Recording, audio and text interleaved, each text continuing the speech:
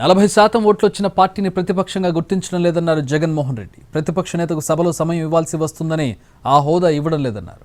ఈ వ్యాఖ్యలకు CM Chandrababu counter ఇచ్చారు. ప్రతిపక్ష హోదా నాయకులు ఇచ్చేది కాదని, ప్రజలు ఇచ్చేదని అన్నారు. ఉండేటివి రెండు పార్టీలు, రెండు కూటములు. ఒకటి అధికార కూటమి, రెండోది ప్రతిపక్షం. ప్రతిపక్షం మా తప్ప ఇంకెవరూ లేరు.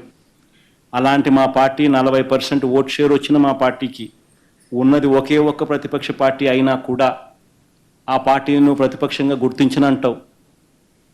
ప్రతిపక్షంగా గుర్తిస్తే ఆ పార్టీకి ఒక నాయకుడు ఉంటాడు, ఆయన ఆటోమేటిక్గా ప్రతిపక్ష నాయకుడు అవుతాడు. అప్పుడు ఈ 1:40 సేపు తాను మాట్లాడతాడు, అసెంబ్లీలో ఇవన్నీ చెబుతాడు. చెబితే చంద్రబాబు నాయుడు దగ్గర మాటలు ఉండవు, చెప్పడానికి సమాధానాలు ఉండవు. కాబట్టి నువ్వు ప్రతిపక్ష పార్టీగా గుర్తించడం లేదు.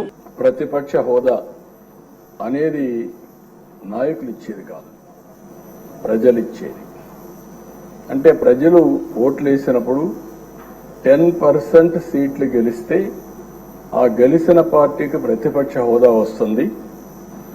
లేకపోతే మెజారిటీ మనం గెలిస్తే మనం ఇక్కడ అసెంబ్లీకి వస్తాం. ప్రతిపక్ష హోదా కావాలి, ఇవ్వకపోతే నేను అసెంబ్లీకి రానని డిమాండ్ చేసే నాయకుడు నా చరిత్రలో ఎప్పుడు చూడలేదు.